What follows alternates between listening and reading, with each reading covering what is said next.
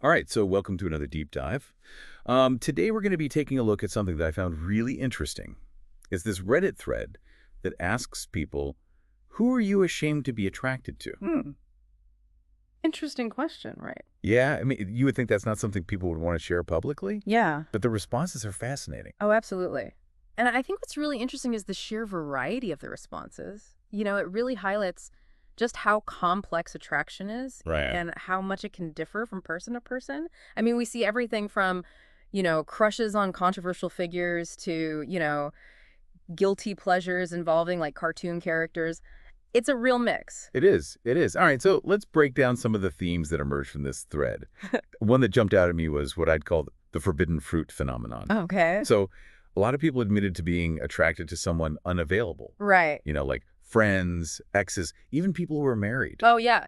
And this really taps into something quite primal, doesn't it? That idea of something being off limits can actually make it more alluring. Yeah. There's a story in the thread about someone who was attracted to their friend, Okay. and they ended up having a 12-year relationship. It Wow. actually worked out for them. Well, that's good to hear. Yeah. It's Yeah. like that saying, we want what we can't have. Exactly. But of course, there's another side to that coin. Another user talked about how their attraction to a friend actually ruined the friendship. Oh, wow. Yeah. It's definitely a double-edged sword, right? Right. It's definitely not a guaranteed happy ending. No, not at all. And it's interesting because I think this is where societal norms really come into play. Right. We have all these unwritten rules about who it is acceptable to be attracted to. Right. And when those attractions fall outside of those boundaries, that's when you start to see those feelings of shame and guilt emerge. Right. It's like we're battling our own instincts in a way. Absolutely. Um, okay, so another theme was what I call the power of persona. And this one I found really intriguing.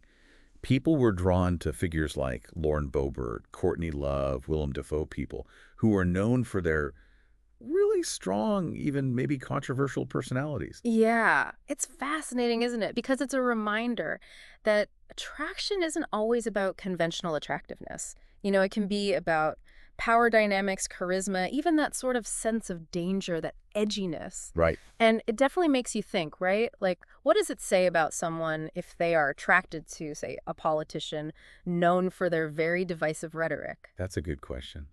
There were definitely some laughs in the thread, too, especially around the guilty pleasure category. Yeah. I mean, Bugs Bunny in drag, Yeah. Johnny Bravo. Okay. People were owning up to some pretty wild fantasies. That's amazing. I love that. And you know what's so fascinating about that? It highlights this disconnect Yeah. between our conscious values and our subconscious desires. Mm. So, we might not necessarily condone certain behaviors in real life, but that doesn't stop our imaginations from running a little bit wild, right? Yeah. Right, right. Right. And Dimitri from Anastasia was a popular one. Really? Yeah. Hmm.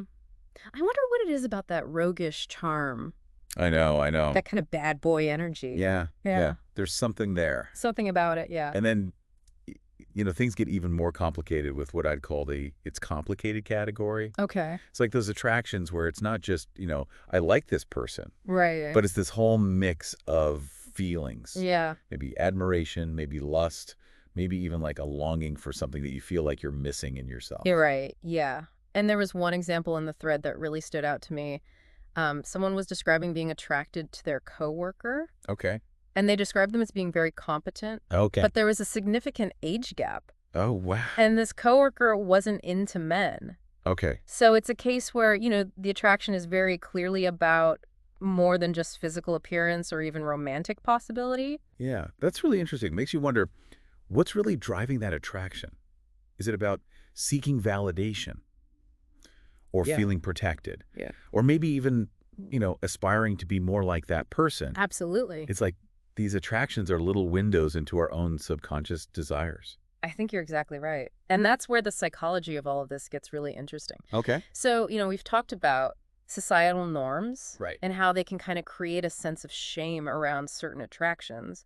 Right. But there are also, these deeper psychological and even evolutionary factors at play as well. Okay, so break this down for me. Yeah. What does evolution have to do with who we're attracted to? Well, think about it this way.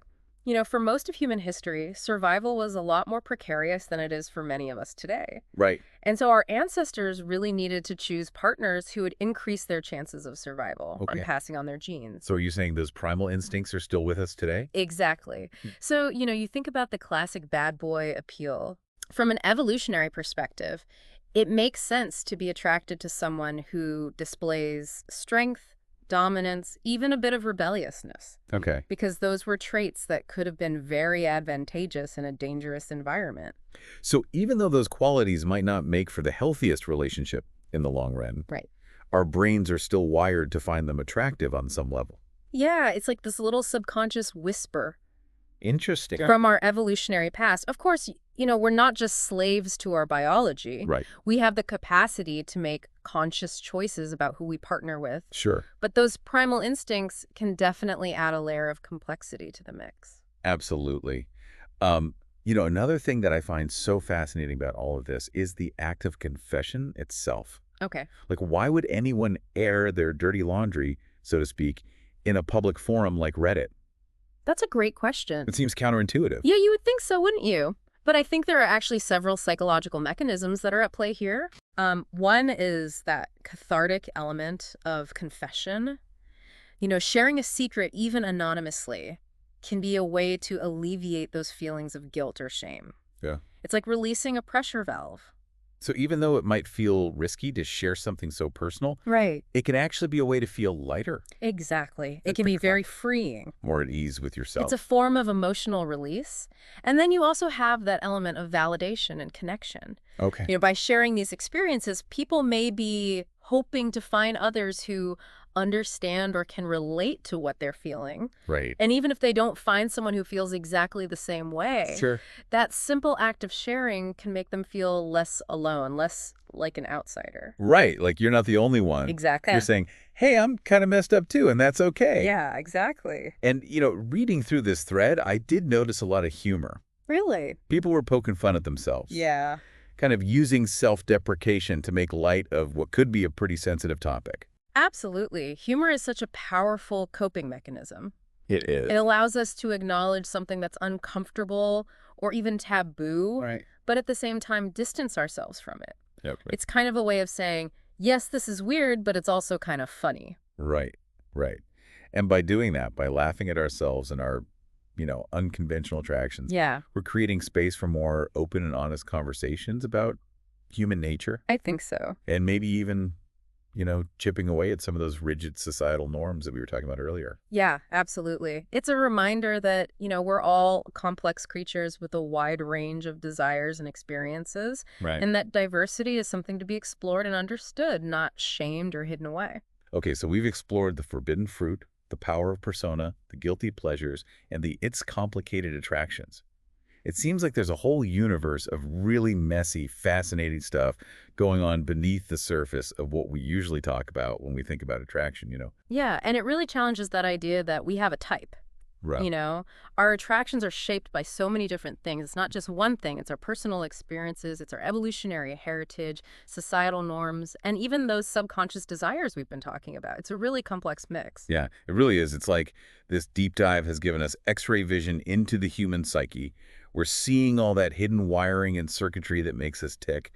But where does that leave us? I mean, what are we supposed to do with all this insight? Well, I think the first step is really self-compassion. Okay. Instead of judging ourselves or other people for those attractions, let's try to understand them. Let's be curious about what they might be revealing about our needs, our fears, our longings. So it's not about, trying to suppress these feelings or fit them into some neat little box. Exactly. It's about approaching them with that curiosity and that openness, asking, okay, what can I learn about myself from this? What does this tell me about the things I value, the things I crave, maybe the things I'm trying to avoid? It's like we're turning those ashamed attractions into opportunities for self-discovery. Exactly. And maybe even having a little laugh along the way. Oh, absolutely. Because let's face it, some of those confessions were downright hilarious. Yeah, humor is a really wonderful tool, I think, for diffusing tension and creating connection. Right. When we can laugh at ourselves and our foibles, it gives other people permission to do the same. And suddenly, those things that felt shameful, taboo, they become a little less scary, a little more human, a little more relatable. Yeah, I love that. So before we wrap up this deep dive, I have one final thought-provoking question for you, our listener. Yeah. Think about a time when you found yourself surprisingly attracted to someone based on a seemingly superficial trait. What was that trait? And what might that attraction reveal about you, your needs, or your desires? Take some time to really reflect on that. You might be surprised by what you uncover. Yeah, I think that's a great point. And remember, there's no right or wrong answer here. The more we understand about our own attractions, the more we understand about ourselves. And that's a journey worth taking. That's a great way to put it. And for those of you who enjoyed this exploration of the hidden world of attraction, don't forget to like this episode and subscribe to Voices of the Soul so you don't miss out on future deep dives. We're always uncovering fascinating insights into the human experience, and we'd love for you to join us on that journey. Yes, absolutely. Until next time, keep questioning, keep learning, and keep diving deep. And if you're hungry for more thought-provoking content, be sure to check out my YouTube channel, Shauna Pelage, for videos that'll challenge your perspectives and expand your understanding of the human experience. We'll see you there.